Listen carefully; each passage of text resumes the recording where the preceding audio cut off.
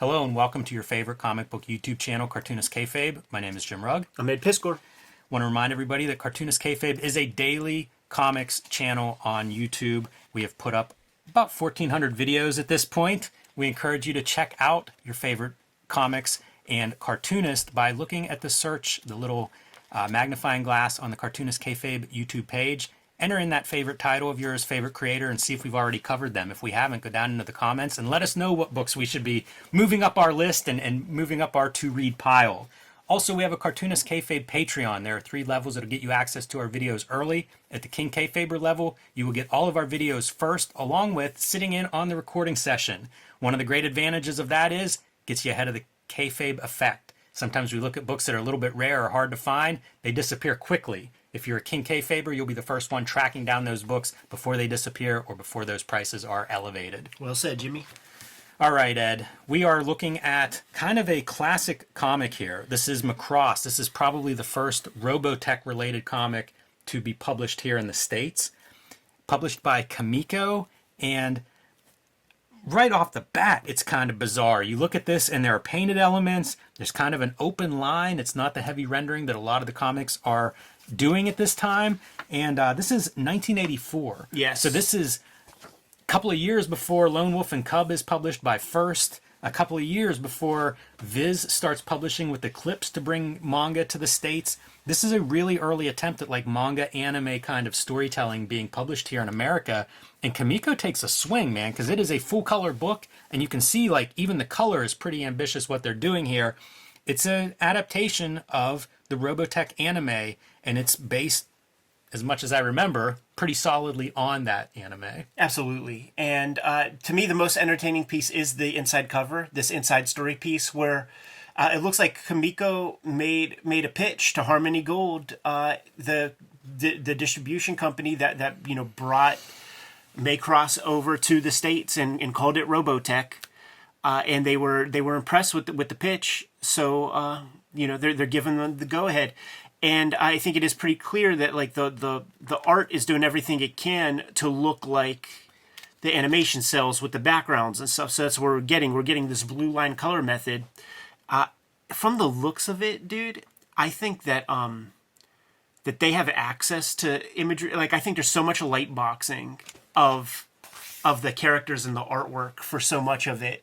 And then you get these interesting shots where it's like just full color rendering. It's very out there. Like if I had found this book without any context of it's an adaptation of anime or what anime and manga are, it would be such a strange indie comic. And like you see this stuff, it's not airbrushed, it's like painted. Yeah, and I think it's markers. Like I think Wildstorm got the license after this, like a long time later, and put out trade paperbacks, and you could see the fidelity of the scans. You see more paper texture and stuff in there. Oh, interesting. Yeah, I had no idea that they repackaged this, because Kamiko goes on to publish some Robotech comics in addition to this one. They do. I don't know how much they invested in the rights to do this, but it must have been enough that you got to keep going. And it may have been a huge success for them. I don't know the conditions, how this was received. Totally. I will tell you that some of the Robotech comics were some of my early comics. They were not this ambitious with the color and stuff. And then they would get people like Reggie Byers and Mike Leake to it would be tongue-in-cheek comics. It would be the same kind of line work, but they wouldn't have access to a lot of the shit, man. Because this stuff is, I'm quite sure, just traced off. That's a really good ship. But even the background feels a little bit like some of those backgrounds. Exactly, would feel, like it's interesting to see what they're trying to do in this adaptation and how close they are to it. This video is brought to you by the Cartoonist Kayfabe Patreon. Become a King Kayfaber and mitigate the Kayfabe effect. You get all the videos before anybody else. We have more than 1,400 videos up on the channel as we speak. Hit the little magnifying glass, search around to see if we're talking about your favorite comics. If not, let us know in the comments so that we can show off your favorite stuff on the channel.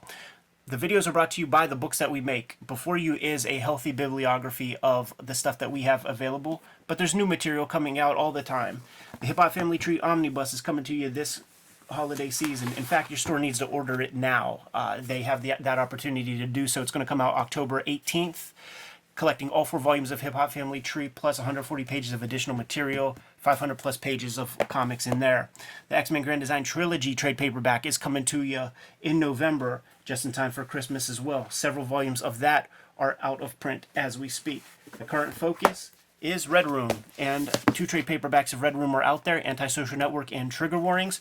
Crypto Killers is the latest miniseries of Red Room, and there is a backup feature that is going to show off the kids, the characters that I'm covering in my daily comic strip in 2024. So this is going to be a hot key. Jimmy's got plenty of stuff on the horizon. Street Angel Princess of Poverty is coming out in November. This is going to collect all of the Street Angel material before Street Angel Deadliest Girl Alive. So you need both volumes to have all of Jim Rugg's Street Angel comics on hand. The Hulk Grand Design Treasury Edition book is out of print. So when you see this, it's going to be your last opportunity to scoop up these books. Make sure you do so. You might be able to find some on Amazon, but they are going quickly. Jimmy's been in the self-publishing game for a while this past year. He's got True Crime Funnies, 3 nonfiction stories. A couple of them have wrestling in the subject matter. 1986 zine and the BW zine are back. The BW zine back in print, and 1986 zine is on the horizon. We need to do a whole episode on this, Jimmy. Now that we're done paying the bills, back to the video. This is real funny because, like, you would hear about, like, the Mort Weisinger, Julie Schwartz, like, mandates in DC Comics, like, no dog fights, it's too static, it's too boring. And then there are the exceptions to the rule, like Q-Bert and Alex Toth. And then you see this shit, and it's about as boring as it gets. Like, the composition of that is trash. Like, like what's happening? Are they just avoiding catastrophe? It is very funny. And also, it's the same sequence on episode 1 of G.I. Joe, if you remember, when, like, Duke and the crew are on, a tarmac, and then a jet comes down. I'll knock the mustard off that hot dog, and Scarlet comes out of the fighter jet. It's like, literally, you need that scene in these kind of shows where jets are a part of it. This almost feels like you're doing the character designs for the toy. Totally, Like, it's like turnarounds. Let's see this from different angles. Makes me wonder if they had like models or something, if they're like heavily referencing in certain of these panels. Yeah, they're tracing stuff. Like if you remember as kids, like with your G.I. Joe vehicles and stuff, you would have the schematic of like how to draw it, and then there would be like the final models, and then where to put the stickers of like the American flag and all that stuff. And it would be these drawings, just total like almost vector drawings, except like hand done. So I kind of love this comic in a way. It looks totally different than almost anything, and I bet in 1984 it really looked totally different than almost anything. Was Robotech something that you encountered as a kid?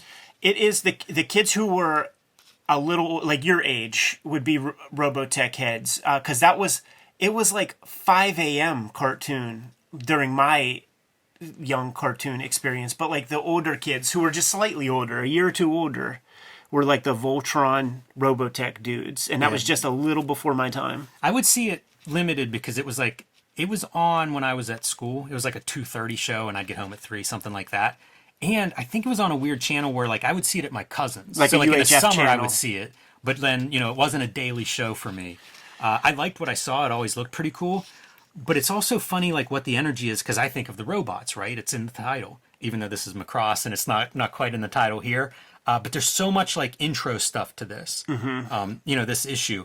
You see, like, the alien ship invasions here. The story is that the Macross fortress had crashed on Earth. It's kind of a strange story in a lot of ways, and I don't know that they sell it clearly here. You know what? Like as Macross, it's a Japanese version, and what we got was such a sanitized, edited version. And people like my homeboy Aki, who grew up in like San Fran, like when this was coming out, he's Japanese, and he moved to Japan later. And saw Macross and was like, holy shit, they gave us such garbage. So this might be the setup. That's what I wonder too, is like, what were they basing this on? Like, what did they fall in love with where they go, we got to get this license? Was it stuff that was already being syndicated here? Yeah, like Robotech. A truncated version. And then I wonder, do they get access to the uncut version when it's time to do, once they've negotiated it, we're going to do this? Right. Yeah, no, Robotech was out for sure. by 83. Absolutely. Robotech was like 81 or something in the States. It does make me wonder too, like, who else was doing any kind of adaptations of Japanese stuff in comics? Oh yeah, because that is interesting, because they say at the beginning that this is like the first effort to do that, and before that, which is pretty cool when you see it, it's not exactly what you think, but like Dale Goldkey had Battle of the Planets at Astro Boy. Oh, that's right too. I forgot about Astro Boy. That could have been a long time ago In the 60s. because that would have been also mirroring cartoons. Totally. But it was drawn by white dudes. Sure. Which I guess this is also, but it's like trying to stick to that tradition. And there might have been... No, the Speed Racer's later. The cartoon might have been at this point. Speed Racer cartoon is a 70s cartoon. Oh, there you go. Yeah. Okay. All right. So the alien ships are coming in, and Macross detects the ship, and like destroys them. But that just allows them to say, we're bringing the whole fleet. Yeah, maybe one of the most ambitious panels of the whole thing is like all these screens and stuff. Futuristic screens. Yeah. It is funny to see that. I don't know if I were reading this and did not have context, if I would even know what this is in like 1984. Oh, that's funny. Right? It'd be kind of peculiar to see that. Like, what are all those floating things? Right. Yeah, it looks radar-ish and stuff. I'm astounded by the reproduction of the paint, though. They do a really good job with that at a time whenever color in comics, American comics, was not something that was usually well done. The guys at Kamiko, they worked some stuff out, and Matt Wagner talks about it in this DVD that I have, which is a collection of these old interviews, where like when he did Mage, it was literally a call at the 11th hour from the publishers of Kamiko, who were gang printing color. Like they were just gang printing color books. Like I'm sure this was one of them. And they were like, well, if we print another book and like book that time, it'll be, X amount cheaper to get these books printed. So they just hit him up and were just like, hey dude, would you do a color book? Can you get it done in like 3 weeks or something? That's pretty wild. It makes me wonder too, like, were these things successful enough that then they kind of float Kamiko? Because they did like 2 or 3 Robotech series. That's a good question. I do wonder what the when you have the long tail, like what were the ones? Certainly Matt Wagner's works. Licensed stuff I think is dicey. You got to pay so much money up front and then give some vig off of all the stuff. Like I'm sure the creatives got nothing. Like you get your bullshit page right, you won't get no royalty. I'm sure. Right. Yeah, it's such a like I said in the beginning, like this goes back before I think of like manga really being published here. Absolutely. So if you're thirsty for this stuff, like you don't have a lot of choices. Yeah, man. I do like seeing the spaceships. The designs are pretty cool. Yeah, and even like, the alien characters, it's something different, and it definitely looks different than the average American comic from that time. I think this might be a cinch to make because I do think that it's all traced off. Every piece of it is traced. Even some of the coloring is like that cell animation where your second color, the shadow that you're putting on there. Yeah, cell shading as they call it. And it's funny because it's not totally flat if you look. I bet it is all painted like you described. Totally. Compared to the cell animation that would be just about flat. Right. And now they're at war, man. So the guys that are fooling around have to jump in the Robotech, the planes, and take off. And our pilot, who was driving that weird-looking ship in the beginning, not really part of this crew, but because of necessity, they throw him into a live round. It is a trope of this kind of thing, yes. Man. It's Neon Genesis Evangelion, it's Gundam. Cool explosion lighting. And what happens is like this dude, and it's always a boy because we're making toys, man. And it's this kid who's buying this figure, so you have to have your stand-in. And he's also always a virtuoso. That was like the with Evangelion. That was like one of the innovations was to like give this little kid, put him in his peril, and give him like the most severe PTSD, like have him just out of his mind. But of course, like if you're aiming at kids as the consumers, like it's such the easy way of like, here, relate to the hero. And it more often than not looks like you. He's your age. More often than not is he's a nepo baby, so he's like the son of the scientist who invented Gundam or Evangelions. Rick, so you decided to try your hand at being a fighter pilot after all. Yes, in combat. I thought my first flight would be in combat. Really give it a shot. Says it wasn't his idea, Roy. But, of course, things kind of go awry. And as he's crashing down to Earth, we start to get our first glimpse of what? What are these ships? G.I. Joe doesn't do that. But Transformers does. And there's literally, do you know that there's that Jetfire Transformer? That's exactly a fucking Macross toy. Like, both companies put out the same figure. I have no idea how that happens. Yeah, that's a good question. You know, it's all that licensing shit that they do because it's Takara or whatever and Bandai, and like I have no idea, but it's the exact same toy pretty much under two different labels. I'll tell you this: if I had bought this thing in 1984, you know, you kind of see this robot-looking character on the front. Okay, pretty cool, and then you're reading it, and nothing is there until you get to this point. Whenever you see that ship transform into a robot, that's enough to make me want to read the next issue. Look at that cod piece. He's going to get other... That's a scary cod piece. He's going to get tanks and stuff pregnant with that thing. One of the scarier cod pieces we've seen. So there's your Macross #1. Kind of a revolution, right? I really appreciated dusting this off for the aesthetic value. Like, as a reading experience, it was kind of boring to me. But for the aesthetics, I like the idea of like a cel-shaded image with like the cartoon background. That's very attractive to me. Yeah, I like it too. I think they do a really good job in terms of the color reproduction. Like, this image looks great to me. Yeah. I would track down more of these. Like, if I come across any more of these, I am definitely grabbing them. And then, of course, I always love looking through like the old ads. So you see your Mage book being promoted there. Has to be early on because I think it ends in 86 and this is 84. Right. So it had to be the very beginning of Mage. Elementals, probably something we're going to look at some point. I feel like that's one of the other noteworthy titles from Kamiko. Yeah, what we're doing right here is like all the stuff I just said about, you know, the color books, like Elementals, this Macross, and probably like one or two more. Oh, this was a revelation to me right here, this PandaCon.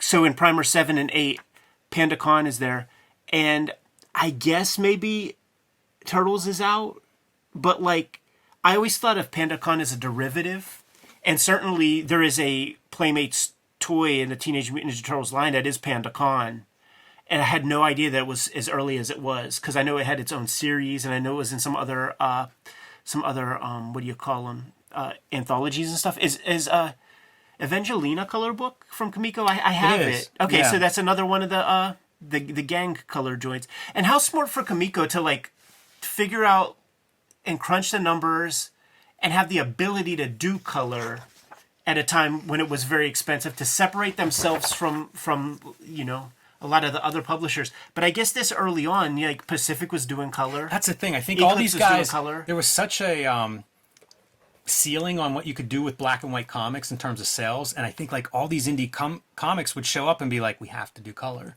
and they would do those blue lines, they would do painted books, they'd do whatever they could to not just do color but also let's do it better than Marvel and DC. Give some added value. I did want to show off this image because if you pick this thing up, I feel like I see that image and it is amazing looking, right? You know, like you see those ships that are just painted in a somewhat realistic style. Even that landscape's kind of an awesome painting. What is that thing? It's $40. This is ordering the VHS or beta.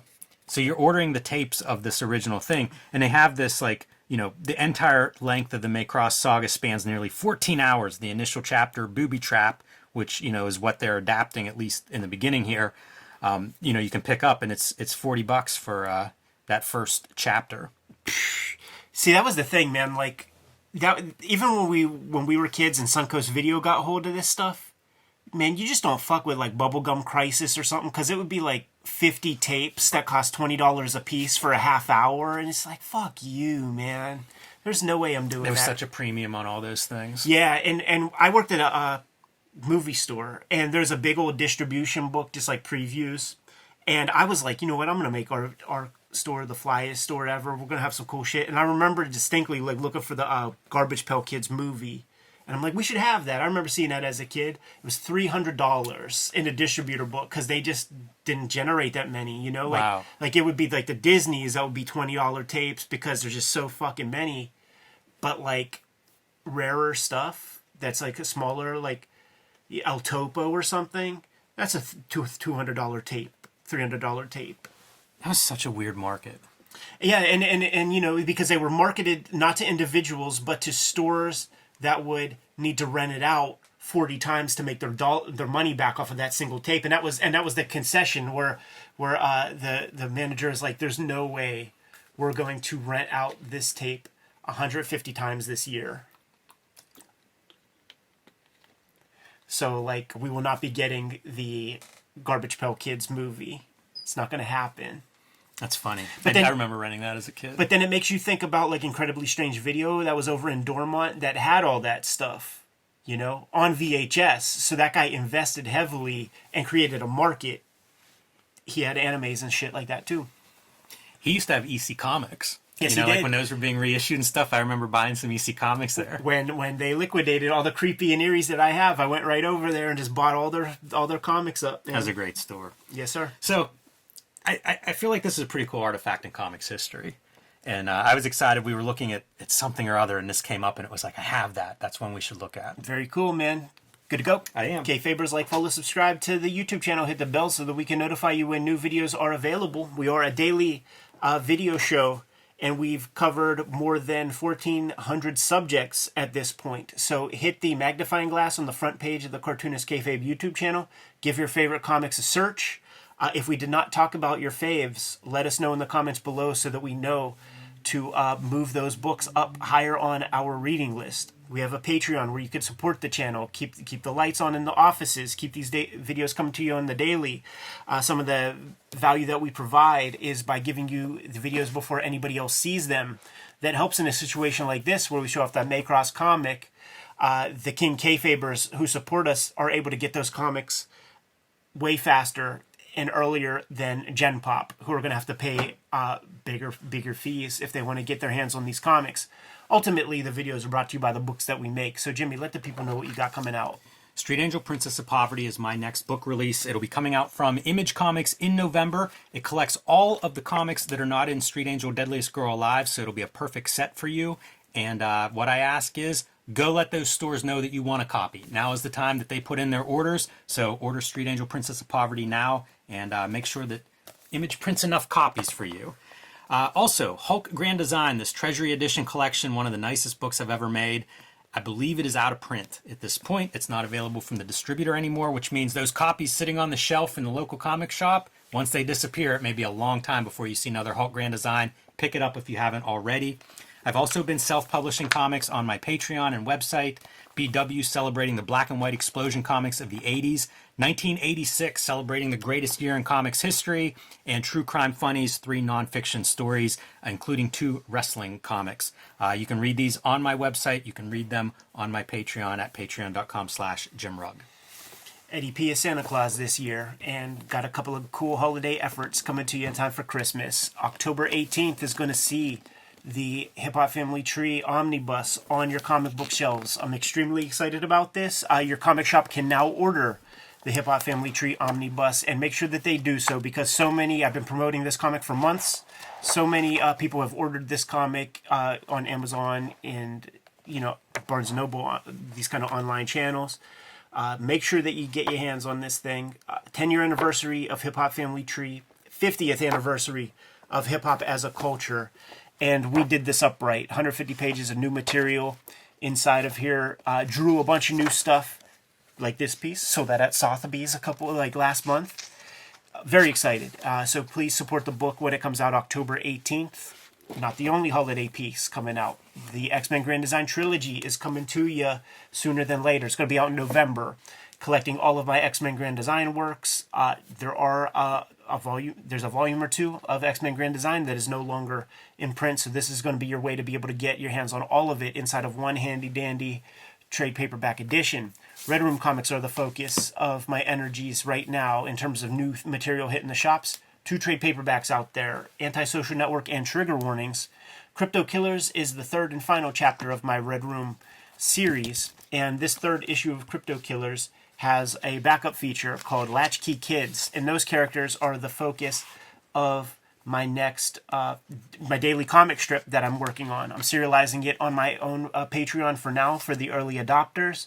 Got about 66 drawn right now, but I'm going to release it on all of our platforms on January 1st of 2024. But this is going to be the hot key, the one that you need to get your hands on because it's their first appearance technically. These are not the only ways to support the channel though. Jimmy, let the people know. You can subscribe to the Cartoonist Kayfabe newsletter at the links below this video. You can also find Cartoonist Kayfabe t-shirts, merchandise, hats, mugs, fanny packs, stickers, and more at our spread shop. That link is also in the show notes under this video. All good ways to support the channel. Jimmy, give them those marching orders and we'll be on our way. Read more manga.